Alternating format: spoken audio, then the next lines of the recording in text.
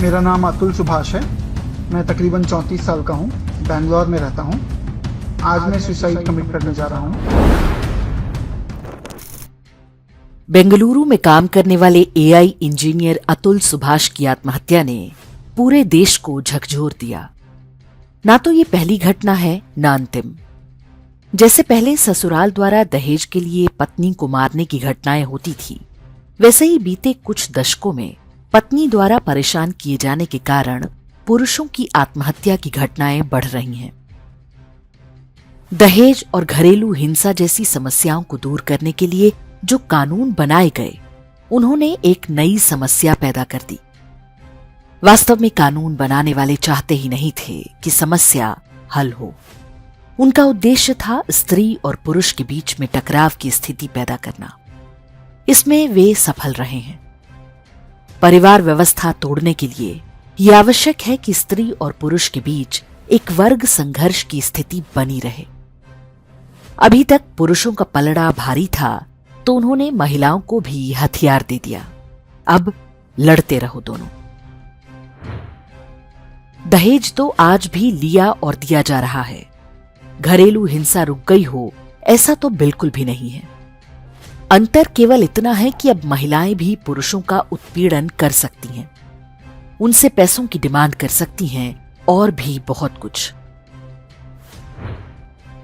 इस झगड़े में पुरुष सही है या स्त्री, ये जानने से पहले ये सोचना आवश्यक है कि हम यहां तक कैसे पहुंचे।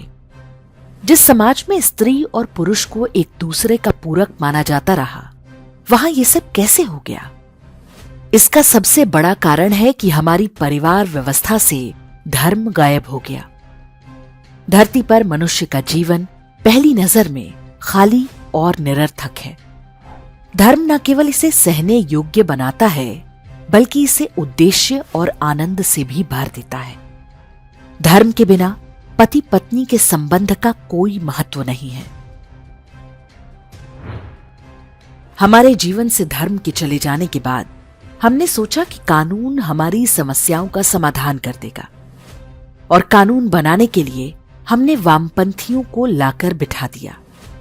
बचकाने वामपंथी बचकाने कानून बनाने लगे। उन्होंने न्याय के सबसे आधारभूत नियमों को भी उलट दिया। न्याय का प्राकृतिक सिद्धांत है कि कोई भी व्यक्ति दोषी सिद्ध होने तक निर्दोष होता है और आरोप लगाने वाले को साक्ष्य देना चाहिए। लेकिन वामपंथियों ने जो कानून बनाए हैं, उसके अनुसार जब तक आप साबित नहीं कर देते कि आप निर्दोष हैं, तब तक आप दोषी हैं। आरोप लगाने वाला बस आराम से बैठकर मजे ले सकता है। भ्रष्ट न्याय प्रणाली को चिंता ही नहीं है कि कितने घर और जीवन बर्बाद हो रहे हैं।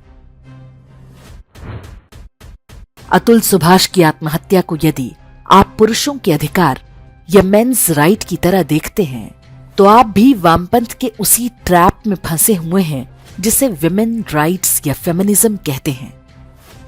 वो चाहते हैं कि समाज में शोषक और शोषित की पहचान उसके वर्ग के आधार पर हो।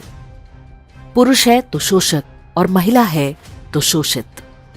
मेंस राइट्स वाले इसी पैमाने को उलटने का प्रयास कर रहे हैं।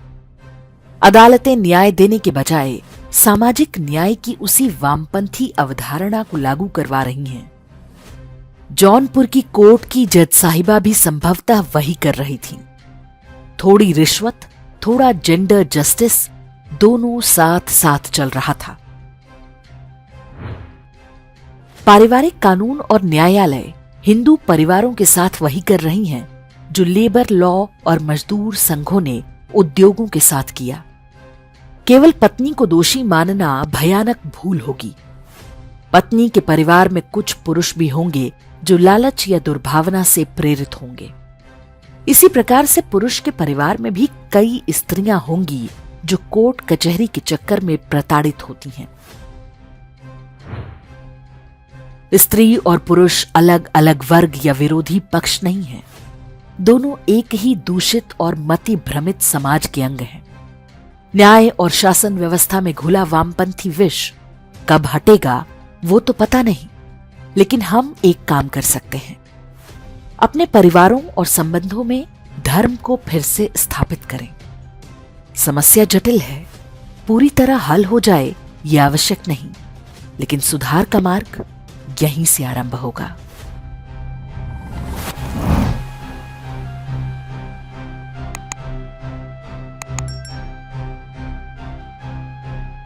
इंडेक्स ऑनलाइन के वीडियो समाज को समर्पित हैं।